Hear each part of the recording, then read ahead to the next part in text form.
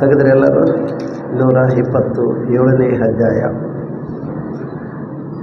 ಕೇವಲ ಇದರಲ್ಲಿ ಒಂದು 4-5 ವಚನಗಳು ಮಾತ್ರ ಇರುತ್ತೆ. ಈ 4-5 ವಚನಗಳಲ್ಲಿ 3ನೇ ವಚನದಿಂದ 5ನೇ ವಚನದವರೆಗೆ ಮಾತ್ರ ಓದಿಕೊಂಡು ಆಲೋಚನೆ ಮಾಡೋಣ. ಈ ಒಂದು ಅಧ್ಯಾಯದ ಸಾರಾಂಶ ಅಥವಾ ಈ 3 ವಚನಗಳ ಸಾರಾಂಶ ಏನು ಅಂತಕ್ಕಂಥದ್ದು. 127ನೇ ಅಧ್ಯಾಯ 3, 4, 5 ವಚನಗಳನ್ನು ಓದೋಣ ಪ್ರಿಯರೇ. ಪುತ್ರ ಸಂತಾನವು ಯೆಹೋವನಿಂದ ಬಂದ ಸ್ವಾಸ್ಥ್ಯವು, ಗರ್ಭಫಲವು ಆತನ ಬಹುಮಾನವೇ. ಯೌವನದಲ್ಲಿ ಹುಟ್ಟಿದ ಮಕ್ಕಳು ಯುದ್ಧವೀರನ ಕೈಯಲ್ಲಿ ಇರುವ ಅಂಬುಗಳಂತಿದ್ದಾರೆ. ಇವುಗಳಿಂದ ತನ್ನ ಬತ್ತಳಿಕೆಯನ್ನು ತುಂಬಿದವನು ಧನ್ಯನು. ಊರು ಬಾಗಿಲಲ್ಲಿ ವೈರಿಗಳ ಸಂಗಡ ವ್ಯಾಜ್ಯವಾಡುವಾಗ ಅಂಥವರು ಅಪಮಾನ ಹೊಂದುವುದಿಲ್ಲ ಎಂಬುದಾಗಿ. ಪುತ್ರ ಸಂತಾನವು ದೇವರು ಕೊಡುವ ಬಹುಮಾನ. ಮಕ್ಕಳನ್ನು ಕೊಡುವುದು ದೇವರೇ ಅಂತ ಆ ವಚನವನ್ನು ಹೇಳಿದ ನಂತರ ಕೆಳಗಡೆ ವಚನದಲ್ಲಿ ಯೌವನದಲ್ಲಿ ಹುಟ್ಟಿದ ಮಕ್ಕಳು ಯುದ್ಧವೀರನ ಕೈಯಲ್ಲಿ ಶೂರರು ಅಂತ ಹೇಳಿದ್ದಾರೆ. ಈಗ ನಮಗೆ ಅನೇಕರಿಗೆ ಇಲ್ಲಿ ಮದುವೆ ಆಗಿದೆ, ಮಕ್ಕಳೂ ಇದ್ದಾರೆ, ಮೊಮ್ಮಕ್ಕಳನ್ನು ಕಂಡವರು ಇದ್ದಾರೆ. ಮದುವೆ ಆದರೆ ಮಕ್ಕಳಾಗ್ತಾರ. ಮಕ್ಕಳು ದೇವರೇ ಕೊಡಬೇಕು. ದೇವರು ಕೊಡದಿದ್ದರೆ ಯಾರೂ ಕೊಡುವುದಕ್ಕೆ ಸಾಧ್ಯವೇ ಇಲ್ಲ. ಆತನ ಮಕ್ಕಳು ಕೊಟ್ಟರೆ ಮಾತ್ರ ದಾಂಪತ್ಯ ನಡೆಸುವಂಥ ದಂಪತಿಗಳಿಗೆ ಮಕ್ಕಳಾಗುವುದು ಸಾಧ್ಯ. ಆತನೇ ಕೊಡಬೇಕು ಮಕ್ಕಳಂತೇಳಿ. ಈ 3ನೇ ವಚನ ಮತ್ತು 4ನೇ ವಚನಗೂ ಏನಾದರೂ ಸಂಬಂಧ ಇದೆಯಾ ಅಂತೇಳಿ ಆಲೋಚನೆ ಮಾಡಬೇಕಾಗಿದೆ. ಪುತ್ರ ಸಂತಾನವು ಯೆಹೋವ ಕೊಡುವ ಸ್ವಾಸ್ಥ್ಯವು, ಗರ್ಭಫಲವು ಆತನು ಕೊಡುವ ಬಹುಮಾನವು ಅಂತೇಳಿದ್ದಾನೆ. 4ನೇ ವಚನದಲ್ಲಿ ಯುದ್ಧವೀರನ ಕೈಯಲ್ಲಿ ಶೂರರು ಅಂತ ಹೇಳ್ತಾ ಇದ್ದಾನೆ. ಇದಕ್ಕೂ ಅದಕ್ಕೂ ಏನು ಸಂಬಂಧ ಅಂತ ಒಂದು ವೇಳೆ ನಿಮ್ಗೆ ಅರ್ಥ ಆಗಿದ್ದು ಯಾರಾದರೂ ಹೇಳ್ತೀರಾ? ಈ 2 ವಚನಗಳ ಭಾವನೆ ನಿಮಗೇನಾದರೂ ಅರ್ಥ ಆಗಿದ್ದರೆ, ನಿಮ್ಗೆ ಎಷ್ಟರ ಮಟ್ಟಿಗೆ ಅರ್ಥ ಆಗಿದೆ ಅಷ್ಟು ಹೇಳಿ. ಆನಂತರ ಅದ್ರ ಬಗ್ಗೆ ಆಲೋಚನೆ ಮಾಡೋಣ. ಮತ್ತೊಂದು ಸಲ ನಾನು ಓದ್ತೀನಿ, ನೀವು ಓದಿ. ಪುತ್ರ ಸಂತಾನವು ಏನ್ರಿ? ಪುತ್ರ ಸಂತಾನವು ಎಲ್ಲಿದೆ? ಯೆಹೋವನ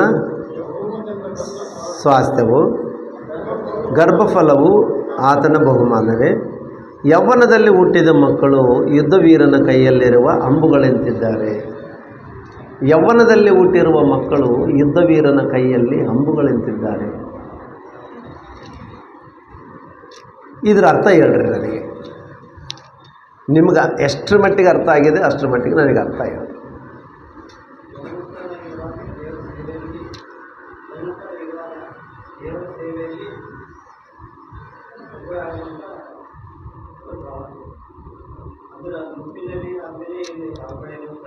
ಯೇಸುದಾಸ್ ಅವರು ಹೇಳ್ತಾರೆ, ಯೌವನ ವಯಸ್ಸಲ್ಲಿ ಸೇವೆ ಮಾಡೋದು ಅಂತ ಹೇಳ್ತಾ ಇದ್ದಾರೆ.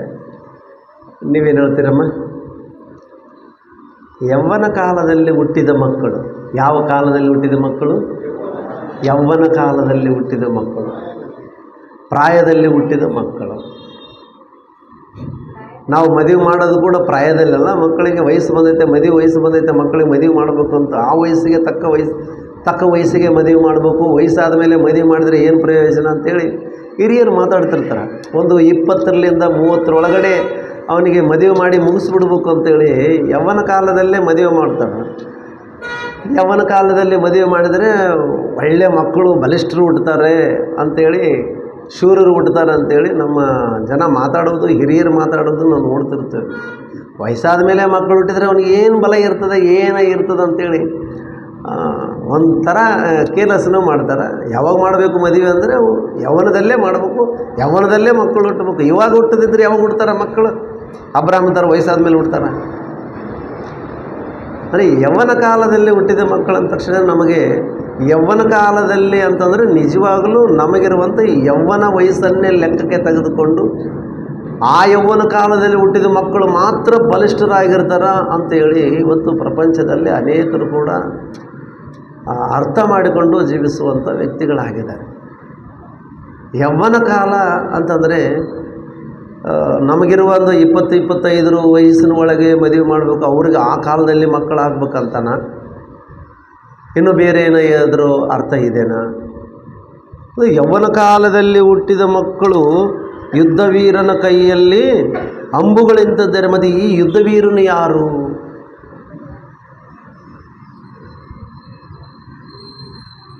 ಯುದ್ಧವೀರನು ಯಾರು? ಈ ಅಂಬುಗಳು ಯಾರು? ಈ ಯೌವನಸ್ಥರು ಯಾರು? ಈ ಅಧ್ಯಾಯನ ನಾವು ಪ್ರತಿ ಸಂದರ್ಭದಲ್ಲಿ ಓದ್ತೀವಿ. ಎಲ್ಲನ್ನ ಬರ್ತ್ಡೇ ಕಾರ್ಯಕ್ರಮ ಹೋದರೆ ಇದೇ, ತೊಟ್ಲ ಕಾರ್ಯಕ್ರಮ ಹೋದರೆ ಇದೇ ಅಧ್ಯಾಯನ ಓದ್ತೀವಿ, ಅದೇ ಇಲ್ವಾ? ಯಾವ್ದು ಮಕ್ಕಳದ್ದು ಕಾರ್ಯಕ್ರಮವನ್ನು ಮಾಡಿದರೆ, ಕೂದಲು ತೆಗೆಸೋ ಕಾರ್ಯಕ್ರಮ ಮಾಡಿದರೆ ಇದೇ ಓದ್ತೀವಿ. ಅನೇಕ ಸಂದರ್ಭಗಳಲ್ಲಿ ಮಕ್ಕಳ ಕಾರ್ಯಕ್ರಮಗಳಿಗೆ ಈ ಅಧ್ಯಾಯ ಇಲ್ಲದೆ ಪ್ರಸಂಗ ಇರಲ್ಲ. ಯಾರು ಎಲ್ಲ ಪಾಸ್ಟರ್ಗಳು ಪ್ರತಿಯೊಬ್ಬರು ಕೂಡ ಈ ಸಂದರ್ಭವನ್ನು ನೆನೆಸಿಕೊಂಡೇ ದೇವರು ಕೊಡುವಂಥ ಸ್ವಾಸ್ಥ್ಯ, ದೇವರು ಕೊಡುವಂಥ ಬಹುಮಾನ, ಈ ಯೌವನ ಕಾಲದಲ್ಲಿ ನಾವು ಮದುವೆ ಮಾಡಬೇಕು, ಯೌವನ ಕಾಲದಲ್ಲಿ ಮಕ್ಕಳು ಹುಟ್ಟಿದ್ರೆ ಅವರು ಬಲಿಷ್ಠರಿರ್ತಾರೆ, ಶೂರರಿರ್ತಾರೆ ಅಂಥೇಳಿ ಏನೋ ಒಂದು ಪ್ರಸಂಗವನ್ನು ಬಿಗಿತಿರ್ತಾರೆ ಪ್ರಿಯರೇ ಭಾಳಷ್ಟು ಜನ. ಆದರೆ ಇದ್ರ ಸಾರಾಂಶ ಏನಂತ ನಾವು ಆಲೋಚನೆ ಮಾಡಬೇಕಾಗಿದೆ. ಅದಕ್ಕೆ ನಾನು ಜಾಸ್ತಿ ತಗೊಳ್ಳಲ್ಲ, ಇದಿಷ್ಟು ಬಿಡಿಸಿ ನಾನು ಮುಂದಿನ ಭಾಗಕ್ಕೆ ನಾವು ಅಣ್ಣನವ್ರಿಗೆ ಒಪ್ಪಿಸೋಣ. ಹೌದಾ? ಓಕೆ ಪ್ರಿಯರೇ, ಗರ್ಭಫಲವು ಯೆಹೋವನ ಕೊಡೋ ಸ್ವಾಸ್ಥ್ಯವು ಅದನ್ನು ಕೊಡುವ ಬಹುಮಾನ ಅಂತೇಳಿ ಬರೆಯಲ್ಪಟ್ಟಿದೆ. ಇದು ನಿಜ, ಇದೆಲ್ಲರಿಗೂ ಗೊತ್ತುಂಟು. ದೇವರೇ ಮಕ್ಕಳು ಕೊಡಬೇಕು. ಅದು ಆದರೆ 5ನೇ ವಚನದಲ್ಲಿ ನಾವು 4ನೇ ವಚನದಲ್ಲಿ ನಾವು ನೋಡುವಾಗ ಏನ್ರಿ ಎಷ್ಟು ಅದ್ಭುತವಾಗಿ ಆ ಮಾತು ನಮಗೆ ಕಾಣ್ತಾ ಇದೆ ಅಂತಂದರೆ, ಯುದ್ಧವೀರನ ಕೈಯಲ್ಲಿ, ಯೌವನದಲ್ಲಿ ಹುಟ್ಟಿದ ಮಕ್ಕಳು ಯುದ್ಧವೀರನ ಕೈಯಲ್ಲಿ ಹಂಬುಗಳಂತಿದ್ದಾರೆ. ಯೌವನದಲ್ಲಿ ಹುಟ್ಟಿರ್ತಕ್ಕಂಥ ಮಕ್ಕಳು, ಯೌವನದಲ್ಲಿ ಹುಟ್ಟುವಂಥ ಮಕ್ಕಳು ಯಾರು ಅಂತಕ್ಕಂಥದ್ದನ್ನು ನಾವು ಆಲೋಚನೆ ಮಾಡೋಣ. ಯೌವನದಲ್ಲಿ ಹುಟ್ಟಿರ್ತಕ್ಕಂಥ ಮಕ್ಕಳು ಯಾರು? ಶಾರೀರಿಕವಾಗಿ ತಾಯಿ ಗರ್ಭದಿಂದ ಹುಟ್ಟಿ ಬಂದಿರತಕ್ಕಂಥ ಯೌವನಕ್ಕೆ ಬಂದಂಥ ಮಕ್ಕಳ, ಅಥವಾ ಯೌವನದಲ್ಲಿ ಹುಟ್ಟುವಂಥ ಮಕ್ಕಳಾಗಿದ್ದಾರ? ಯಾರಿವರು ಅಂತ ಆಲೋಚನೆ ಮಾಡಿದರೆ ನಾವೇ ಪ್ರಿಯರೇ, ಯಾರೂ ಅಲ್ಲ, ನಾವೇ. ಯಾಕೆ ನಾವೇ ಅಂತ ಹೇಳ್ತೇನೆ ಅಂತಂದರೆ ಪ್ರಿಯರೇ, ಹುಟ್ಟುವಿಕೆ ಅನ್ನೋಂಥದ್ದು ನಾವು ತಾಯಿ ಗರ್ಭದಿಂದ ಬಂದಿರತಕ್ಕಂಥ ಹುಟ್ಟುವಿಕೆಯನ್ನು ನಾವು ಆಲೋಚನೆ ಮಾಡ್ತಾ ಇದ್ದೀವಿ ವಿನಃ ಯೇಸು ಕ್ರಿಸ್ತನು ಹೇಳಿದ ಮಾತನ್ನು ನಾವು ನೆನಪಿನಿಗೆ ತಂದುಕೊಳ್ಬೇಕಾಗಿದೆ. ಏನಂತ? ಯೋಹಾನನು ಬರೆದ ಸುವಾರ್ತೆ 3ನೇ ಅಧ್ಯಾಯ 3ನೇ ವಚನ 5ನೇ ವಚನವನ್ನು ನಾವು ನೆನಪಿಗೆ ತಂದುಕೊಂಡು ಓದಿಕೊಳ್ಳೋಣ ಪ್ರಿಯರೇ. ಒಬ್ಬನು ಹೊಸದಾಗಿ ಹುಟ್ಟದಿದ್ದರೆ ಅವನು ದೇವರ ರಾಜ್ಯವನ್ನು ಕಾಣಲಾರನು. ಒಬ್ಬನು ನೀರಿನಿಂದಲೂ ಆತ್ಮನಿಂದಲೂ ಹುಟ್ಟದಿದ್ದರೆ ಅವನು ದೇವರ ರಾಜ್ಯಕ್ಕೆ ಸೇರಲಾರನು ಅಂತ ಖಚಿತವಾಗಿ ಹೇಳ್ತಾ ಇದೆ. ಇಲ್ಲಿ ಯೌವನ ಕಾಲದಲ್ಲಿ ಹುಟ್ಟಿದ್ದನಂದ ತಕ್ಷಣವೇ ಏನೋ ಯೌವನಸ್ಥರಿಗೆ ಮದುವೆ ಮಾಡಿದರೆ ಅವನು ಹುಟ್ಟುವಂಥ ಮಕ್ಕಳ ವಿಷಯದಲ್ಲಿ ಮಾತಾಡ್ತಾ ಇಲ್ಲ. ಇಲ್ಲಿ ಒಂದು ವೇಳೆ ಆ ಮಕ್ಕಳ ವಿಷಯದಲ್ಲಿ ಮಾತಾಡಿದರೆ ಇವತ್ತು ಎಷ್ಟೋ ಜನರಿಗೆ ಯೌವನ ಕಾಲದಲ್ಲೇ ಮಕ್ಕಳು ಹುಡ್ತಾ ಇದ್ದಾರೆ, ಅಂಗವೈಕಲರಾಗಿ ಹುಡ್ತಾ ಇದ್ದಾರೆ, ಒಬ್ಬನು ಕುಂಟನಾಗಿ ಹುಡ್ತಾ ಇದ್ದಾನೆ, ಒಬ್ಬನು ಬುದ್ಧಿಮಂದಿಕೆಯಿಂದ ಹುಡ್ತಾ ಇದ್ದಾನೆ, ಒಬ್ಬನು ಕೈಕಾಲು ಬಿದ್ದೋಗಿ ಹುಡ್ತಾ ಇದ್ದಾನೆ. ಹಲವಾರು ರೀತಿಯಲ್ಲಿ ಹುಡ್ತಾ ಇದ್ದಾರೆ. ಇವತ್ತು ಯೌವನಸ್ಥರಿಗೆ ಮದುವೆ ಮಾಡಿ ಆ ವಯಸ್ಸಿನಲ್ಲಿ ಮಕ್ಕಳು ಹುಟ್ಟಬೇಕು ಅಂತ ಅಂದ್ಕೊಂಡ್ರೆ ಅವ್ರು ಹುಟ್ಟುವಿಕೆ ನಾವು ಆಲೋಚನೆ ಮಾಡಿದರೆ ಎಲ್ಲರೂ ಹಾಸ್ಪಿಟ್ಲ್ ಪಾಲಾಗ್ತಾ ಇದ್ದಾರೆ. ಹುಟ್ಟಿದ ಮಗುವಿಗೆ ಶುಗರು, ಹುಟ್ಟಿದ ಮಗುವಿಗೆ BP, ಹುಟ್ಟಿದ ಮಗುವಿಗೆ ಅದೇನು ಇನ್ನು ಹಲವಾರು ರೋಗಗಳು, ಹಾರ್ಟ್ ಅಟ್ಯಾಕೂ ಇದೆ ಹುಟ್ಟಿದ ಮಕ್ಕಳಿಗೆ. ಬಲಹೀನತೆಯಿಂದನೇ ಹುಡ್ತಾ ಇದ್ದಾರೆ ಇವತ್ತು ಮಕ್ಕಳೆಲ್ಲ ಕೂಡ. ಮತ್ತು ಯೌವನ ಕಾಲದಲ್ಲಿ ಹುಟ್ಟಿರ್ತಕ್ಕಂಥ ಮಕ್ಕಳು ಒಂದು ವೇಳೆ ಅವ್ರು ಅಂದ್ಕೊಂಡ್ರೆ ಅದು ತಪ್ಪು ಪ್ರಿಯರೇ. ಯೌವನ ಕಾಲದಲ್ಲಿ ಹುಟ್ಟಿದ ಮಕ್ಕಳು ಬೇಕಾಗಿದೆ ದೇವರಿಗೆ. ಯೌವನ ಕಾಲದಲ್ಲಿ ಹುಟ್ಟಿದ ಮಕ್ಕಳು ಬೇಕಾಗಿದ್ರೆ ಯಾವಾಗಾದರೆ ನಿನ್ನ ತಪ್ಪುಗಳನ್ನು ನೀನು ತಿದ್ದಿಕೊಂಡು ಭಕ್ತನಾಗಿ ಬೆಳೆಯುವುದರ ಮುಖಾಂತರ ನೀನೇನಾದರೂ ಹೊಸದಾಗಿ ಹುಟ್ಟುತ್ತಾ ಇದ್ದಿ ನೋಡು, ಆ ಹುಟ್ಟುವಿಕೆಗೆ ದೇವರಿಗೆ ಬೇಕಾಗಿದೆ. ಆ ಹುಟ್ಟು ಬೇಕಾಗಿದೆ. ನೀನು ಯಾವಾಗ ಜನ್ಮ ಎತ್ತಬೇಕು, ಹೊಸ ಜನ್ಮ ಎತ್ತಬೇಕಾಗಿದೆ. ಯಾವಂದರೆ ಬದಲಾವಣೆ, ಮನಸ್ಸು ಬದಲಾಯಿಸಿಕೊಂಡು ಜೀವಿಸ್ತಾ ಇದೆ ನೋಡು, ಆ ಯೌವನ ಕಾಲದಲ್ಲಿ. ಯಾಕಂದರೆ ನಮಗೆ ಪ್ರಲಾಪ ವಾಕ್ಯಗಳಲ್ಲಿ 3ನೇ ಅಧ್ಯಾಯ 27ನೇ ವಚನದಲ್ಲಿ ಒಂದು ಮಾತು ಹೇಳ್ತಿರ್ತದೆ, ಯೌವನ ಕಾಲದಲ್ಲಿ ಯೆಹೋವನ ನೋಗವನ್ನು ಹೊರುವುದು ಅವನಿಗೆ ಲೇಸು ಅಂತ ಹೇಳ್ತಾನೆ ನಾವು ಪ್ರಿಯರೇ. ಅಂದರೆ ಯೌವನ ಕಾಲದಲ್ಲಿ ದೇವರ ಕಾರ್ಯಗಳನ್ನು ಮಾಡುವವನು ಶ್ರೇಷ್ಠನು, ಅವನು ಬೇಕಾಗಿದೆ. ಅಂಥವರು ದೇವರಿಗೆ ಬೇಕಾಗಿದೆ ಅಂತ, ಅಂಥವರಿಗೆ. ಅದಕ್ಕೆ ಯೋಹಾನ ಬರೆದ ಸುವಾರ್ತೆಯಲ್ಲಿ ನಾವು ನೋಡಿದೆ, ಹೊಸದಾಗಿ ಹುಟ್ಟದಿದ್ದರೆ, ಒಬ್ಬನು ಹೊಸದಾಗಿ ಹುಟ್ಟದಿದ್ದರೆ ಅವನು ದೇವರ ರಾಜ್ಯಕ್ಕೆ ಸೇರಲಾರನು. ಯಾವಾಗ ಈ ಹೊಸದಾಗಿ ಹುಟ್ಟಬೇಕಾಗಿದೆ ಅಂದರೆ ಯೌವನ ಕಾಲದಲ್ಲೇ ಹುಟ್ಟು. ಕೆಲವರು ಚಿಕ್ಕ ಮಕ್ಕಳಿಗೆ ದೀಕ್ಷಾ ಸ್ನಾನ ಕೊಟ್ಟು ಇವನು ಹೊಸದಾಗಿ ಹುಟ್ಟಿದ್ದಾನೆ ಅಂತ ಹೇಳ್ತಾರೆ. ಅದಲ್ಲ, ಚಿಕ್ಕ ಮಕ್ಕಳಿಗೆ ಜ್ಞಾನ ಸ್ನಾನ ದೀಕ್ಷಾ ಸ್ನಾನ ಅಂತ ಕೊಡ್ತಿರ್ತಾರಲ್ಲ, ಅದು ಅವನು ಹೊಸದಾಗಿ ಹುಟ್ಟುವಂಥದ್ದ. ಆಲ್ರೆಡಿ ಅವಾಗೇ ಮೊನ್ನೆನೇ ಹುಟ್ಟಿದ್ದಾನೆ. ಬಾಲ ಸ್ನಾನ ಜ್ಞಾನ ಸ್ನಾನ ಅಂತ ಹೇಳ್ತಾರಲ್ಲ, ಅವಾಗೇ ಹುಟ್ಟಿದ್ದಾನೆ. ಅವನಲ್ಲಿ ಏನೂ ಇಲ್ಲ, ಕೆಟ್ಟದಂತಕ್ಕಂಥದ್ದು ಏನೂ ಇಲ್ಲ. ಅವನಿಗೆ ದೀಕ್ಷಾ ಸ್ನಾನ ಯಾಕೆ ಬೇಕು? ಇಷ್ಟಕ್ಕೆ ದೀಕ್ಷಾ ಸ್ನಾನ ಯಾಕೆ ಬೇಕಾಗಿದೆ ಮನುಷ್ಯನಿಗೆ? ಹೇಳ್ರಿ ನೋಡೋಣ, ದೀಕ್ಷಾ ಸ್ನಾನ ಯಾಕೆ ಬೇಕಾಗಿದೆ? ಚಿಕ್ಕ ಮಕ್ಕಳಿಗೆ ಕೊಡೋದು ದೀಕ್ಷಾ ಸ್ನಾನ ನ್ಯಾಯ ಅನ್ಯಾಯನ? ನ್ಯಾಯನ ಅನ್ಯಾಯನ? ಅನ್ಯಾಯ. ಯಾಕೆ ಹೇಳು? ದೀಕ್ಷಾ ಸ್ನಾನ ಅಂತಕ್ಕಂಥದ್ದು ಯಾರಿಗಾದರೆ ಪಾಪ ಮಾಡಿದವನು ಪಾಪಗಳನ್ನು ತೊಳೆಯುವುದಕ್ಕೋಸ್ಕರ ದೀಕ್ಷಾ ಸ್ನಾನ. ಅಪೊಸ್ತಲ ಕೃತ್ಯಗಳು 2ನೇ ಅಧ್ಯಾಯ 38ನೇ ವಚನದಲ್ಲಿ ನಾವು ನೋಡ್ತೀವಿ. ಅದೇ ಅಪೊಸ್ತಲ ಕೃತ್ಯಗಳು 22ನೇ ಅಧ್ಯಾಯ 16ನೇ ವಚನದಲ್ಲಿ ನೋಡ್ತೀವಿ. ನಾವು ಇವೆಲ್ಲ ವಚನಗಳ ಆಧಾರಗಳು ನೋಡಿದಾಗ ಪಾಪಗಳನ್ನು ತೊಳೆಯುವುದಕ್ಕೋಸ್ಕರ ದೀಕ್ಷಾ ಸ್ನಾನ. ಪಾಪ ಯಾರು ಮಾಡ್ತಾರ? ಚಿಕ್ಕ ಮಕ್ಕಳು ಮಾಡ್ತಾರ? ಹಿರಿಯರು ಮಾಡ್ತಾರೆ? ಯೌವನಸ್ಥರು ಮಾಡ್ತಾರ? ಯೌವನಸ್ಥರು ಪಾಪ ಮಾಡ್ತಾರ. ಪಾಪದಿಂದ ಇವನು ಏನಾಗಿದ್ದಾನೆ ಅಂದರೆ ಸತ್ಯದನಂತೆ. ಎಲ್ಲಿ? ಎಫೆಸದವರಿಗೆ ಬರೆದಂಥ ಪತ್ರಿಕೆ 2ನೇ ಅಧ್ಯಾಯ ಪ್ರಾರಂಭ ವಚನದಲ್ಲಿ ನಾವು ನೋಡುವಾಗ, ಒಬ್ಬನು ಅಪರಾಧದಿಂದಲೂ ಪಾಪದ ದೆಸೆಯಿಂದಲೂ ಸತ್ತವನಾಗಿರುವಂಥವನನ್ನು ಯೇಸು ಕ್ರಿಸ್ತನು ಮತ್ತವನಿಗೆ ಜೀವವನ್ನು ಕೊಟ್ಟಿದ್ದಾನೆ ಎಂಬುದಾಗಿ ಹೇಳ್ತಾ ಇದೆ. ಅಂದರೆ ಯೌವನ ಕಾಲದಲ್ಲಿ ಪಾಪದಲ್ಲಿ ಸತ್ತಿರತಕ್ಕಂಥ ಇವನು ಮತ್ತೊಂದು ಸಲ ಹುಟ್ಟಬೇಕಾಗಿದೆ. ಈ ಹುಟ್ಟುವಿಕೆಗೆ ಹೇಳ್ತಾ ಇದ್ದಾನೆ, ಯೌವನ ಕಾಲದಲ್ಲಿ ಹುಟ್ಟಿದ ಮಕ್ಕಳು ಯುದ್ಧ ವೀರನ ಕೈಯಲ್ಲಿ ಶೂರರು ಎಂಬುದಾಗಿ ವಾಕ್ಯ ಹೇಳ್ತದೆ. ಯೌವನ ಕಾಲದಲ್ಲಿ ಹುಟ್ಟಬೇಕಾಗಿದೆ ನಾವು. ಈಗ ನಾವು ಕೀರ್ತನೆಗಳ ಗ್ರಂಥದಲ್ಲಿ 127ನೇ ಅಧ್ಯಾಯದಲ್ಲಿ ನಾವು 4ನೇ ವಚನವನ್ನು ನಾವು ಆಲೋಚನೆ ಮಾಡಿದ, ಆ ಹುಟ್ಟಿದಂಥ ಮಕ್ಕಳು ಯಾರ ವಿಷಯದಲ್ಲಿ ಅಂದರೆ ತಾಯಿ ಗರ್ಭದಿಂದ ಕೊಡುವಂಥ ಸ್ವಾಸ್ಥ್ಯವೂ ಬಹುಮಾನವೂ ಗರ್ಭಫಲವೂ ಅದು ದೇವರು. ಆದರೆ ಆ ಗರ್ಭಫಲವು ಏನಾಗಿಬಿಟ್ಟಿದೆ? ಫೇಲ್ ಆಗಿದೆ ಪ್ರಿಯರೇ. ಗರ್ಭದಿಂದ ಹುಟ್ಟಿ ಬಂದಂಥ ಮಕ್ಕಳು ಯೌವನ ಕಾಲಕ್ಕೆ ಬಂದ ತಕ್ಷಣ ಏನಾಗ್ತಾ ಇದ್ದಾರೆ? ಫೇಲ್ಯೂರ್ ಆಗ್ತಾ ಇದ್ದಾರೆ. ಅಂದರೆ ದೇವರು ಅನ್ಕೊಂಡಂಥ ಅನಾದಿ ಸಂಕಲ್ಪವು ನೆರವೇರ್ತಾ ಇಲ್ಲ. ತಾಯಿ ಗರ್ಭದಿಂದ ಹುಟ್ಟಿ ಬಂದಂಥ ಮಕ್ಕಳು ದೇವರ ಕಾರ್ಯಗಳನ್ನು ಮಾಡ್ತಾ ಇಲ್ಲ. ಅದಕ್ಕಾಗಿ ಆ 3ನೇ ವಚನ ಅಲ್ಲಿ ಫುಲ್ ಸ್ಟಾಪ್ ಇಟ್ಟು 4ನೇ ವಚನ ಹೇಳ್ತದಾನೆ, ಅವರೆಲ್ಲರೂ ಕೂಡ ಪಾಪ ಮಾಡ್ತಾ ಇದ್ದಾರೆ. ಯಾರು? ತಾಯಿ ಗರ್ಭದಿಂದ ಹುಟ್ಟಿ ಬಂದಂಥ ಮಕ್ಕಳೆಲ್ಲರೂ ಕೂಡ. ಹೌದಾ? ತಾಯಿ ಗರ್ಭದಿಂದ ಬಂದಂಥ ಮಕ್ಕಳೆಲ್ಲರೂ ನಾವೆಲ್ಲರೂ ಆ ಗರ್ಭದಿಂದನೇ ಬಂದಿದ್ದು. ಆ ಗರ್ಭದಿಂದ ಬಂದಿರತಕ್ಕಂಥವ್ರು ಏನಾದರು? ವಿಫಲರಾದರು. ದೇವರ ಸಂಕಲ್ಪವನ್ನು ನೆರವೇರಿಸುವುದರಲ್ಲಿ ಫೇಲ್ ಆದರು. ದೇವರ ಕಾರ್ಯಕ್ರಮಗಳನ್ನು ಮಾಡ್ತಾ ಇಲ್ಲ ಅವರು. ಅದಕ್ಕಾಗಿ ಮತ್ತೊಂದು ಸಲ ಮನುಷ್ಯ ಹುಟ್ಟಬೇಕಾಗಿದೆ. ಅದಕ್ಕೆ ಅಂತಾನೆ ನಿಕೋದೇಮ ಅಂತಾನ ಆ ಯೋಹಾನ ಬರೆದ ಸುವಾರ್ತೆಯಲ್ಲಿ 3ನೇ ಅಧ್ಯಾಯ 4ನೇ ವಚನ ನೋಡಿದಾಗ ಅಂತಾನ, ಏನಂತಾನ? ಸ್ವಾಮಿ, ಹೊಸದಾಗಿ ಹುಟ್ಟಬೇಕಂದ್ರೆ ಹೆಂಗ ಅಂತ ಕೇಳ್ತಾನೆ. ಬೋಧಕರಲ್ಲಿ ಒಬ್ಬನಿವನು, ಇಸ್ರಾಯೇಲರಿಗೆ ಬೋಧಕನು. ಯಾರು? ನಿಕೋದೇಮ. ಬೋಧಕರಲ್ಲಿ ಒಬ್ಬನು. ಬೋಧಕನಿಗೆ ಯೇಸು ಸ್ವಾಮಿ ಬೋಧನೆ ಅರ್ಥ ಆಗಲಿಲ್ಲ ಪ್ರಿಯರೇ. ಇನ್ನು ಬೇರೆಯವ್ರಿಗೆ ಹೆಂಗೆ ಅರ್ಥ ಅನ್ಸಲ್ಲ ಆಲೋಚನೆ ಮಾಡ್ರಿ. ಬೋಧಕರಿಗೆ ಅರ್ಥ ಆಗಲಿಲ್ಲ ಯೇಸು ಸ್ವಾಮಿ. ಅವ ಹೇಳ್ತಾನ, ಸ್ವಾಮಿ ಹೊಸದಾಗಿ ಹುಟ್ಟಬೇಕಂತಂದರೆ ನಾನು ಮುದುಕನಾದ ನಂತರ ಮತ್ತೆ ತಾಯಿ ಗರ್ಭದೊಳಗೆ ನಾನು ಹೆಂಗೆ ಪ್ರವೇಶ ಮಾಡಿ ಮತ್ತೆ ತಾಯಿ ಗರ್ಭದಿಂದ ಹೊರಗೆ ಹೆಂಗೆ ಬರಬೇಕು ಹೊಸದಾಗಿ ಹುಟ್ಟಬೇಕಂತಂದರೆ ಅಂತ ಪ್ರಶ್ನೆ ಮಾಡ್ತಾನೆ. ಸ್ವಲ್ಪ ಆದರೂ ಕಾಮನ್ ಸೆನ್ಸ್ ಬೇಕಲ್ಲ ಇವನಿಗೆ ಪ್ರಶ್ನೆ ಮಾಡೋದಕ್ಕೆ. ಮುದಿಯವನಾದ ಮೇಲೆ ತಾಯಿ ಗರ್ಭದಾಗ ಹೋಗ್ತಾನ ಇವನು? ಅದು ಸಾಧ್ಯನಾ ಹೋಗೋದಕ್ಕೆ? ಇವನು ಮುದಿಯ ವಯಸ್ಸಿನಲ್ಲಿ ತಾಯಿ ಗರ್ಭದೊಳಗೆ ಹೋಗಿ ಮತ್ತೆ ಹೊರಗೆ ಬರುವುದು ಹೊಸ ಜನ್ಮ ಅಂತ ತಿಳ್ಕೊಂಡಿದ್ದಾನೆ. ಅದಲ್ಲ ಅಂತ ಹೇಳ್ತಾನೆ. 5ನೇ ವಚನದಲ್ಲಿ ಹೇಳ್ತಾನ, ಒಬ್ಬನು ನೀರಿನಿಂದಲೂ ಆತ್ಮದಿಂದಲೂ ಹುಟ್ಟದಿದ್ದರೆ ಅವನು ದೇವರ ರಾಜ್ಯವನ್ನು ಸೇರಲಾರನು. ಅದು ಸೇರೋದಿಲ್ಲ. ಅದು ಹುಟ್ಟಬೇಕಾಗಿದೆ. ಯಾವಾಗ? ನಿನ್ನ ಪಾಪದ ಅರಿವು ನಿನಗೆ ಮೂಡಿದಾಗ ನೀನು ಹುಟ್ಟಬೇಕಾಗಿದೆ. ನಾನು ಪಾಪಿ ಅಂತೇಳಿ ನಿನಗೆ ಯಾವಾಗಾದರೂ ಗೊತ್ತಾಗ್ತದೋ, ವಾಕ್ಯವನ್ನು ಕೇಳಿದಾಗ ನಾನು ಪಾಪಿದ್ದೀನಂತ ಯಾವಾಗ ಗೊತ್ತಾಗ್ತದೋ ಆವಾಗ ನೀನು ಒಂದು ಹೊಸ ಜನ್ಮವನ್ನು ಎತ್ತಬೇಕಾಗಿದೆ. ಆ ಹೊಸ ಜನ್ಮವನ್ನೇ ಹೇಳ್ತಾ ಇದ್ದಾನೆ. ಯೌವನ ಕಾಲದಲ್ಲಿ ಹುಟ್ಟಿದರೆ ಚೆನ್ನಾಗಿರ್ತಿ ಮಗನೇ ನೀನು. ಯೌವನ ಕಾಲದಲ್ಲಿ ಹುಟ್ಟಬೇಕು ನೀನು. ಅವನು ಯುದ್ಧ ವೀರನ ಕೈಯಲ್ಲಿ ಶೂರನು. ಅವನು ಯುದ್ಧ ವೀರನ ಕೈಯಲ್ಲಿ ಹಂಬುಗಳಂತಿದ್ದಾನೆ ಅವನಂತ ಹೇಳ್ತಾನೆ. ಒಂದು ಕ್ಲಿಯರ್ ಆಯ್ತು ನಮಗೆ. ಯೌವನ ಕಾಲದಲ್ಲಿ ಹುಟ್ಟಿದವರು ಯಾರಂದ್ರೆ ಒಂದು ಕ್ಲಿಯರ್ ಆಯಿತು. ಸಿಂಪಲ್ ಆಗಿ ಹೇಳಿದ್ದೀನಿ. ಇದು ಭಾಳ ಲಾಂಗ್ ಜರ್ನಿ ಮಾಡಬೇಕಾಗಿದೆ ಈ ಸಬ್ಜೆಕ್ಟು, ಆದರೆ ಶಾರ್ಟ್ಕಟ್ಟಲ್ಲಿ ನಿಮಗೆ ಅರ್ಥ ಆಗುವ ರೀತಿಯಲ್ಲಿ ನಾನು ಹೇಳ್ತಾ ಇದ್ದೀನಿ. ಒಂದು ಕ್ಲಿಯರ್ ಆಯಿತು, ಏನಂತ? ಯೌವನ ಕಾಲದಲ್ಲಿ ಹುಟ್ಟಿದ ಮಕ್ಕಳು ಯಾರಂತ.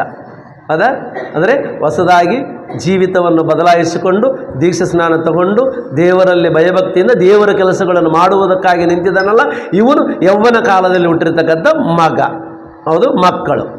ಇವರು ಮತ್ತೊಂದು ಸಲ ಅದೇ ಅಧ್ಯಾಯವನ್ನು ನೋಡೋಣ ಪ್ರಿಯರೇ, ಅದೇ ಅಧ್ಯಾಯವನ್ನು ನೋಡೋಣ. ಯೌವನದಲ್ಲಿ ಹುಟ್ಟಿದ ಮಕ್ಕಳು ಯುದ್ಧ ವೀರನ ಕೈಯಲ್ಲಿ ಅಂಬುಗಳಿಂತಿದ್ದಾರೆ. ಮತ್ತು ಯುದ್ಧ ವೀರ ಯಾರು? ಯುದ್ಧ ಮಾಡುವಂಥ ಯುದ್ಧ ವೀರನು ಯಾರು? ಅಣ್ಣವ್ರು ಹೇಳ್ತಾ ಇದ್ದಾರೆ ದೇವರೇ ಅಂತ. ನೆಕ್ಸ್ಟ್ ಅವ್ರವ್ರ ಮನಸ್ಸಿನಾಗ ಇದ್ದಿದ್ದು ಹೇಳ್ರಿ, ಏನಾಗಲ್ಲ ಬಿಡ್ರಿ ಸರ್. ಯೌವನಸ್ಥರೇ, ಈ ಯೌವನ ಕಾಲದಲ್ಲಿ ಹುಟ್ಟಿದ ಈ ಮಕ್ಕಳು ಯುದ್ಧ ವೀರನ ಕೈಯಲ್ಲಿರ್ಬೇಕಂತೆ. ಯುದ್ಧ ವೀರನ ಕೈಯಲ್ಲಿರ್ಬೇಕಂತೆ. ಯುದ್ಧ ವೀರನ ಕೈಯಲ್ಲಿ ಹಂಬುಗಳಂತಿದ್ದಾರಂತೆ ಇವರು.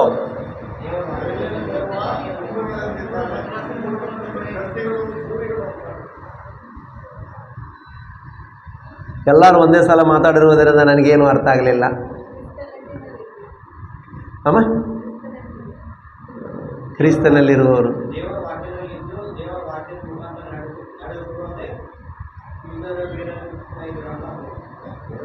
ಈ ಯುದ್ಧ ವೀರ ಯಾರು ಅಲ್ಲ ರೀ.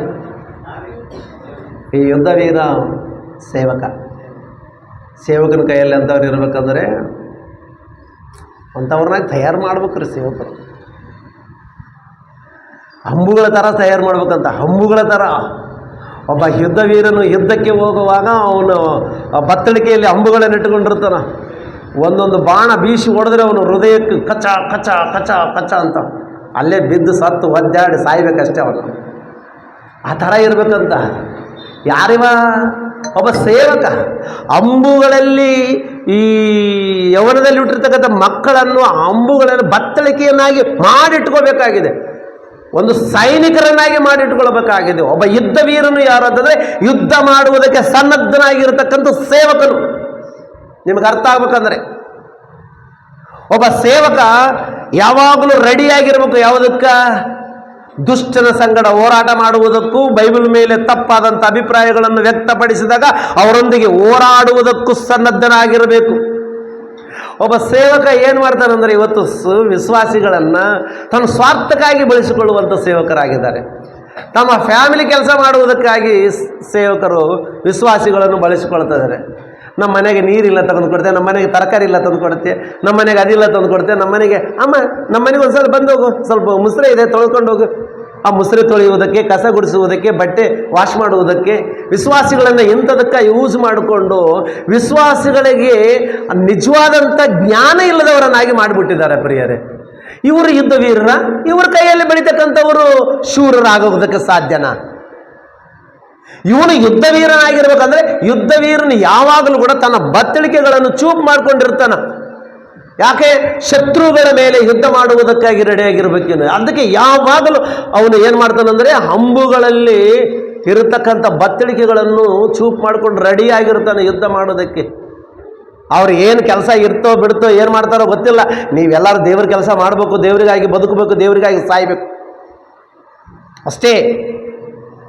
ಇನ್ನೇನೂ ಇಲ್ಲ ಈ ಲೋಕದಲ್ಲಿ. ನೀವು ದೇವರಿಗೋಸ್ಕರ ಯುದ್ಧ ಮಾಡುವಂಥ ವ್ಯಕ್ತಿಗಳಾಗಿರ್ಬೇಕು. ನೀವು ನಾನೊಬ್ಬನೇ ಅಲ್ಲ ಸೇವಕನಾಗಿ ಯುದ್ಧ ಮಾಡುವುದು, ನೀವು ಕೂಡ. ನಾನು ಬೀಸಿದ್ರೆ ಯಾರ ಮೇಲೆ, ಅವನು ಅನ್ಎಜುಕೇಟೆಡ, ಅವನಿಗೆ ಯಾವ ಬಾಣ ಬೀಸಬೇಕು ನನಗೆ ಗೊತ್ತಿದೆ. ಅವನೊಬ್ಬ ಸೈಂಟಿಸ್ಟ, ಅವನಿಗೆ ಯಾವ ಬಾಣ ಬೀಸಬೇಕಂದ್ರೆ ನಾನು ಬರೋದು ಬೇಕಾಗಿಲ್ಲ, ನನ್ನ ಮಕ್ಕಳು ಮಾಡ್ತಾರೆ ಯುದ್ಧ ಅನ್ನೋಂಥ ಧೈರ್ಯ ಸೇವಕನಿಗೆ ಇರಬೇಕು. ಆ ರೀತಿಯಾಗಿ ವಿಶ್ವಾಸಿಗಳನ್ನು ಬೆಳೆಸಿಕೊಳ್ಳಬೇಕು ಪ್ರಿಯರೇ. ಆ ರೀತಿಯಾಗಿ ವಿಶ್ವಾಸಿಗಳನ್ನು ಬೆಳೆಸಿಕೊಳ್ಬೇಕು. ವಿಶ್ವಾಸಿಗಳನ್ನು ಬೆಳೆಸುವುದಿಲ್ಲ, ತಾನು ಯುದ್ಧ ಮಾಡುವಂಥ ಧೈರ್ಯ ಇವತ್ತು ಯಾರಿಗಿಲ್ಲ. ಅದಕ್ಕೆ ಪ್ರಪಂಚದಲ್ಲಿ ಬೈಬಲ್ ಬಗ್ಗೆ ಎಷ್ಟು ಕೆಟ್ಟದಾಗಿ ಮಾತಾಡಿದರೆ ಒಬ್ಬನು ಕೂಡ ಒಬ್ಬ ಸೇವಕ ಮುಂದೆ ನಿಂತುಕೊಂಡು ನಾನು ನಿಂದಿರ್ತೀನಿ, ನಿನಗೆ ಉತ್ತರ ಕೊಡ್ತೀನಿ ಅನ್ನೋ ದಮ್ಮು ಯಾರಿಗಿಲ್ಲ ಇವತ್ತು ಕ್ರೈಸ್ತರಿಗೆ. ಎಷ್ಟು ಭಯಂಕರವಾಗಿ ಮಾತಾಡ್ತಾರೆ ಬೈಬಲ್ ಮೇಲೆ.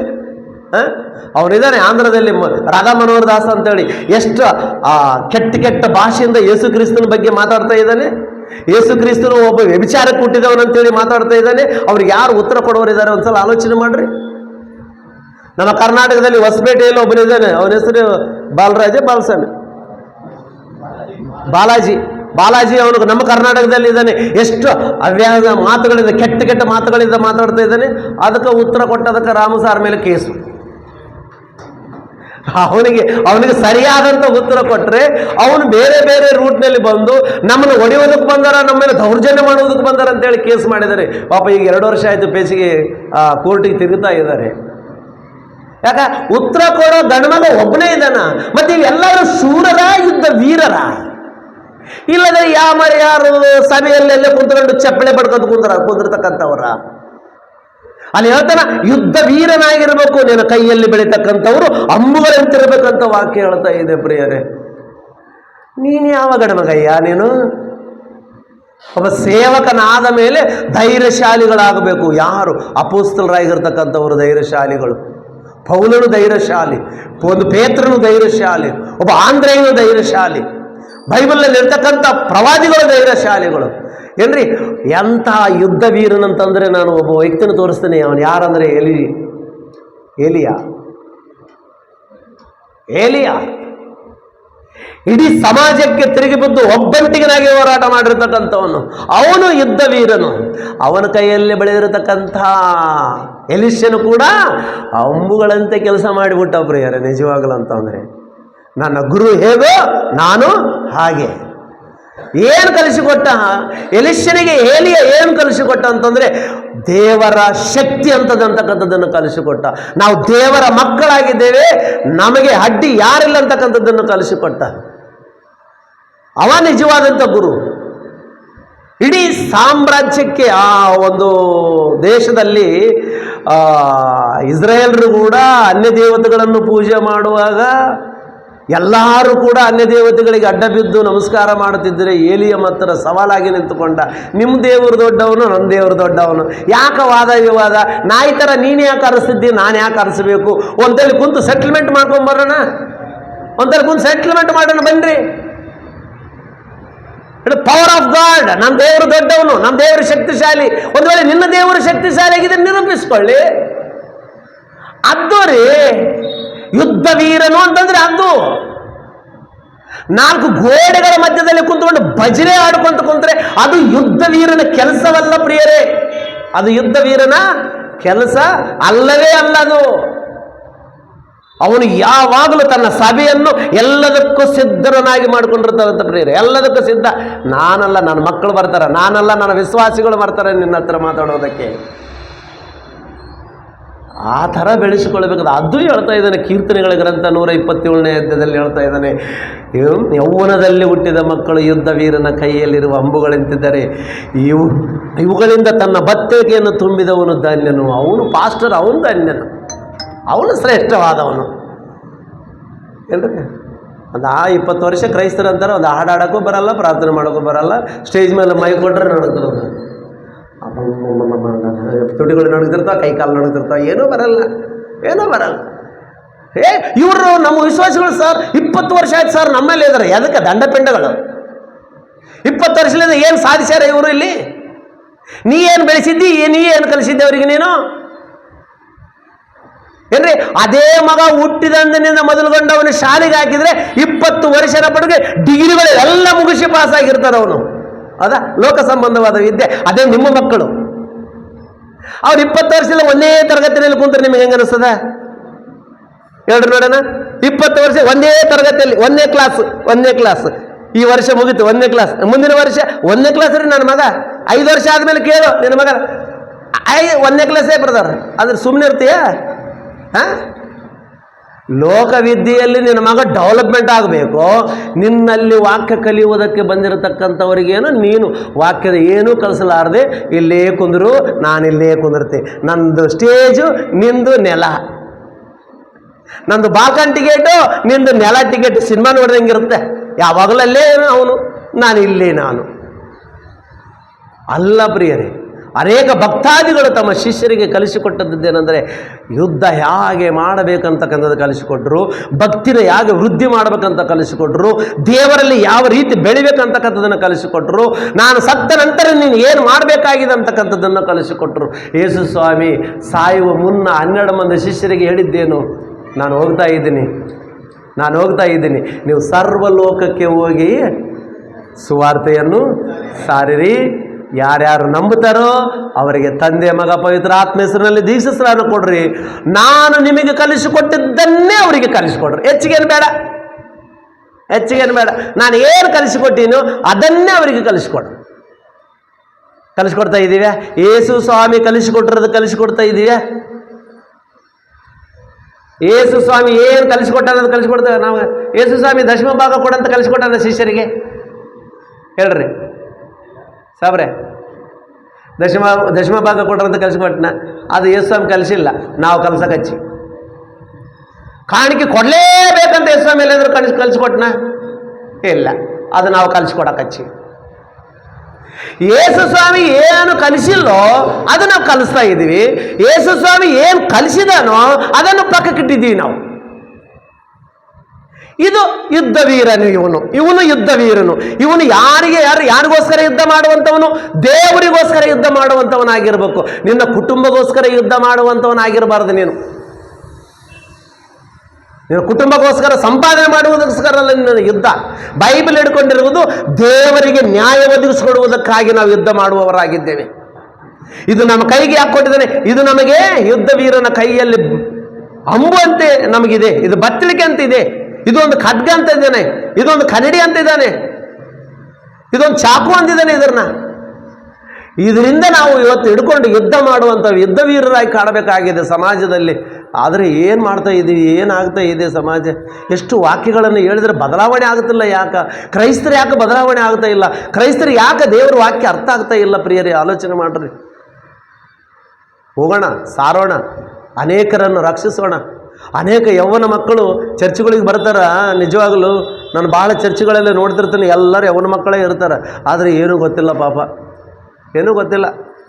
ಇವರು ಇಲ್ಲಿ ಭಜನೆ ಆಡ್ತಿರ್ತಾರೆ, ಆ ಹುಡುಗರು ಮಾತಾಡ್ತಿರ್ತಾರೆ, ಇಲ್ಲ ಹೊರಗಡೆ ಟೈಮ್ ಪಾಸ್ ಮಾಡ್ತಿರ್ತಾರೆ. ಅವ್ರಿಗೆ ಇಷ್ಟ ಇದ್ರೆ ಬಂದು ಇಲ್ಲಿ ಕುಂತಿರ್ತಾರೆ, ಇಷ್ಟ ಇಲ್ಲದ್ರೆ ಹೊರಗೆ ಎದ್ದೋಗಿರ್ತಾರೆ. ಹೆಂಗೆ ಈ ಮಕ್ಕಳನ್ನ ಯಾವಾಗ ಬೆಳೆಸೋದು? ಈ ಮಕ್ಕಳನ್ನ ಯಾವಾಗ ದೇವರಲ್ಲಿ ನಡೆಸೋದು? ಈ ಮಕ್ಕಳನ್ನು ಯಾವಾಗ ದೇವರ ಯುದ್ಧ ವೀರರನ್ನಾಗಿ ಮಾಡುವುದು? ಅವ್ರನ್ನ ಆಲೋಚನೆ ಮಾಡು. ಕೀರ್ತನಗಾರನಾಗಿರ್ತಕ್ಕ ದಾವೀದನು ಹೇಳುವಂಥ ಮಾತು ಪ್ರಿಯರೇ, ಅವನು ಧನ್ಯನು. ಯಾರು? ಒಬ್ಬ ಸೇವಕನು ಕೈಯಲ್ಲಿ ಒಂದು 10 ಮಂದಿ ಯುದ್ಧ ಮಾಡುವಂಥ ಶಕ್ತಿಶಾಲಿಗಳಾಗಿದ್ದರು. ಸೈತಾನನ ಮೇಲೆ ಮತ್ತು ದೇವರಿಗೆ ವಿರೋಧವಾಗಿ ಮಾತಾಡುವಂಥವರ ಮೇಲೆ ಯುದ್ಧ ಮಾಡುವಂಥ ವ್ಯಕ್ತಿಗಳಾಗಿ ಬೇಕಾಗಿದೆ ಅಂತೇಳಿ ವಾಕ್ಯ ನಮಗೆ ಸ್ಪಷ್ಟವಾಗಿ ಹೇಳ್ತಾ ಇದೆ. ಪ್ರೀತಿಯುಳ್ಳಂಥ ದೇವರ ಮಕ್ಕಳು ಆಲೋಚನೆ ಮಾಡಬೇಕೆಂಬುದಾಗಿ ನಿಮ್ಮಲ್ಲಿ ಬೇಡಿಕೊಳ್ತಾ ಇದ್ದೇನೆ. ಅಂಥವ್ರು ಏನು ಮಾಡ್ತಾರಂತ 5ನೇ ವಚನದಲ್ಲಿ ಹೇಳ್ತಾನೆ. ಅಂಥವ್ರು ಏನು ಮಾಡ್ತಾರಂತ? ಊರ ಬಾಗಿಲಲ್ಲಿ ಹೋದ್ರಿ, ಊರು ಬಾಗಿಲಿನಲ್ಲಿ ವಾದ್ಯವಾಡುವಾಗ ಅವರು ಅಪಮಾನ ಹೊಂದುವುದಿಲ್ಲ. ಎಲ್ಲಿ ಬೇಕಾದ್ರೆ ಎಲ್ಲಿ ಕುಂತಲ್ಲಿ ಡಿಸ್ಕಷನ್ ಬೈಬಲ್ ಬಗ್ಗೆ. ಯಾಕೆ? ನಮ್ಮ ದೇವ್ರ ಗ್ರಂಥ ಇದು ಪರಿಶುದ್ಧ ಗ್ರಂಥ, ಇದು ಶ್ರೇಷ್ಠವಾದಂಥ ಗ್ರಂಥ. ಇದ್ರ ಬಗ್ಗೆ ಡಿಸ್ಕಷನ್ ಎಲ್ಲಿ ಬೇಕಾದ್ರೆ ಊರು ಬಾಗಿಲಲ್ಲೇ. ಎಲ್ಲಿ ಕುಂದಿರ್ತೀಯ? ಹೋಟ್ಲಲ್ಲಿ ಕುಂದಿರ್ತೀಯ? ಎಲ್ಲಿ ಕುಂದಿರ್ತೀಯ? Anybody, any time I am ready. ಯುದ್ಧ ಮಾಡುವುದಕ್ಕೆ ನಾನು ರೆಡಿ ಇದ್ದೀನಿ. ಬೈಬಲ್ ಪರವಾಗಿ ಮಾತಾಡುವುದಕ್ಕೆ ನಾನು ರೆಡಿ ಇದ್ದೀನಿ. ಯಾರು ಬರ್ತೀರ ನನ್ನ ತಂದೆಯನ್ನಲ್ಲ ಅಂತೇಳಿ ನನ್ನ ಕ್ರಿಸ್ತನಿಗೆ ಅವಮಾನಪಡಿಸುವಂಥ ಧೈರ್ಯ ಅವರಿಗಿದೆ. ನಾನು ಹುಟ್ಟಿದ್ದೇನೆ, ನಾನು ಸಾಯುವ ತನಕ ನನ್ನ ಮುಂದೆ ಅವನಿಗೆ ಅದರ ದಮ್ಮಿದ್ರೆ ಮಾತಾಡೋಣಂಥ ಧೈರ್ಯಶಾಲಿ ಬೇಕಾಗಿದೆ. ನಾನು ಕ್ರಿಸ್ತನ ಪರವಾಗಿ ನಾನು ಯುದ್ಧ ಮಾಡುವುದಕ್ಕೆ ಯುದ್ಧ ವೀರನಾಗಿದ್ದೇನೆ ಅನ್ನಂಥ ಜ್ಞಾನ ನಮಗೆ ಬೇಕಾಗಿದೆ ಪ್ರಿಯರೇ. ಸುಮ್ಮನೆ ಏನೋ ಭಾನುವಾರ ಚರ್ಚಿಗೆ ಓದಿನ, ಕುಂತಿನ, ಎದ್ದಿನ, ಬಂದಿನ ಅನ್ನಂಥದ್ದು ಅದು ನ್ಯಾಮಕವಾಸ್ತಿ ಕ್ರೈಸ್ತತ್ವ ರೂಢಿ. ಚರ್ಚಿಗೆ ಹೋಗೋದೊಂದು ಅಭ್ಯಾಸ, ರೂಢಿ. ಅಷ್ಟು ಬಿಟ್ಟರೆ ಜ್ಞಾನವನ್ನು ಸಂಪಾದನೆ ಮಾಡಿಕೊಳ್ಳುವಂಥವರಾಗಿರಬೇಕು ನಾವು ಅಂತೇಳಿ ನಿಮಗೆ ತಿಳಿಸೋಣ. ಅದಕ್ಕೆ ಯುದ್ಧ ವೀರನ ಕೈಯಲ್ಲಿ ಅಂಬುಗಳಂತಿದ್ದಾರೆ. ಅವರು ಹೆಂಗಂತೆ ಬೀದಿಗಳಲ್ಲಿ ಚೌಕಗಳಲ್ಲಿ ಎಲ್ಲಿ ನಿಂತರೂ ಎಲ್ಲಿ ಕುಂತರೂ ಡಿಸ್ಕಷನ್. ಪೌಲ್ ಅದೇ ಮಾಡಿದ ಪ್ರಿಯರ, ಪೌಲ್ ಅದೇ ಮಾಡಿದ. ಏನ್ರಿ, ಪಾಠಶಾಲೆಗಳೆಲ್ಲ ಡಿಸ್ಕಷನು, ಸಭೆಗೆ ಹೋದರೆ ಡಿಸ್ಕಷನು, ಬಜಾರ್ದಲ್ಲಿ ಡಿಸ್ಕಷನು, ಎಲ್ಲಿ ಬೇಕಾದ್ರೆ ನೀವು ಅಪೊಸ್ತಲ ಕೃತ್ಯಗಳು ಓದ್ರೆ ಪ್ರಿಯರೇ, ಎಷ್ಟು ಅದ್ಭುತವಾಗಿ ಪೌಲನು ಎಲ್ಲೆಲ್ಲಿ ವಾದ ವಿವಾದ ತರ್ಕ ಮಾಡಿ ದೇವರ ರಾಜ್ಯದ ಬಗ್ಗೆ ಮಾತಾಡಿದನಂತಕ್ಕಂಥ ನಿಮಗೆ ಗೊತ್ತಾಗುತ್ತೆ ಪ್ರಿಯರೇ. ಯೇಸು ಕ್ರಿಸ್ತನ ಚಿಕ್ಕ ಮಗ 12 ವರ್ಷದ ಬಾಲಕ ಯಾರ ಬಳಿ ಕುಂತು ಮಾತಾಡ್ತಾ ಇದ್ದಾನೆ? ಪರಿಸಯ್ಯರ ಶಾಸ್ತ್ರಿಗಳ ಮಧ್ಯದಲ್ಲಿ ಕುಂತು ಮಾತಾಡ್ತಾ ಇದ್ದಾನೆ. ಪ್ರಶ್ನೆ ಆಗ್ತಾಯಿನ, ಆ ಪ್ರಶ್ನೆಗೆ ಪ್ರತ್ಯುತ್ತರ ತಾನೇ ಕೊಡ್ತಾ ಇದ್ದಾನೆ. ಅವರು ಸಣ್ಣ ಹುಡುಗ ಪ್ರಶ್ನೆ ಹಾಕಿದರೆ ಪ್ರಶ್ನೆಗೆ ಉತ್ತರ ಸಿಗಲಾರ್ದಂಥ ಯಾಜಕರು ಮಹಾ ಪಂಡಿತರಿದ್ದಾರೆ ಅಲ್ಲಿ. ಸಣ್ಣ ಹುಡುಗ 12 ವರ್ಷದ ಬಾಲಕ ಪ್ರಶ್ನೆ ಹಾಕಿದರೆ ವೃದ್ಧಾಪದಲ್ಲಿರುವಂಥವ್ರು ಕೂಡ, ನಾವು ಜ್ಞಾನಿಗಳು ಅನ್ಕೊಳ್ತಕ್ಕಂಥವ್ರಿಗೆ ಕೂಡ ಉತ್ತರ ಕೊಡೋಕ್ಕಾಗಿಲ್ಲ ಅಂತಂದರೆ ಅವರೆಂತಹ ಬೋಧಕರಾಗಿರ್ಬೇಕು ಒಂದ್ಸಲ ಆಲೋಚನೆ ಮಾಡ್ರಿ. ಅವತ್ತಿನ ಬೋಧಕರಿಗೆ ಇವತ್ತಿನ ಬೋಧಕರಿಗೆ ಏನಾದರೂ ವ್ಯತ್ಯಾಸ ಇದೆ ಅಂತಂದರೆ ಸೇಮ್ ಆಸ್ ಇಟ್ ಈಸ್. ಅವರು ಹೇಗಿದ್ದರು, ಇವರು ಹೇಗಿದ್ದಾರೆ. ಅವರಿಗೆ ಅವತ್ತು ಉತ್ತರ ಕೊಡೋಕ್ಕಾಗಲಿಲ್ಲ, ಇವತ್ತು ನೀವು ಪ್ರಶ್ನೆ ಮಾಡಿದರೆ ಉತ್ತರ ಕೊಡೋಕ್ಕಾಗಲ್ಲ ಈ ಸಮಾಜದಲ್ಲಿರ್ತಕ್ಕಂಥ ಬೋಧಕರಿಗೆ. ನೀನು ಯುದ್ಧ ವೀರನ ಕೈಯಲ್ಲಿ ಬೆಳಿಬೇಕಾಗಿದೆ. ಒಬ್ಬ ಸೇವಕ ಯುದ್ಧ ವೀರನಾಗಬೇಕಾಗಿದೆ. ಅವರ ಕೈಯಲ್ಲಿ ಬೆಳೀತಕ್ಕಂಥ ಅಂಬುಗಳ ಥರ ನೀವು ಬೆಳಿಬೇಕಾಗಿದೆ. ಅದೇ ದೇವರ ವಾಕ್ಯ ನಮಗೆ ತಿಳಿಸಿಕೊಡ್ತಾ ಇದೆ ಪ್ರಿಯರೇ. ದೇವರ ಮಾತುಗಳನ್ನು ನಿಮ್ಮನ್ನು ಆಶೀರ್ವದಿಸಲಿ. ಮುಂದಿನ ಭಾಗವನ್ನು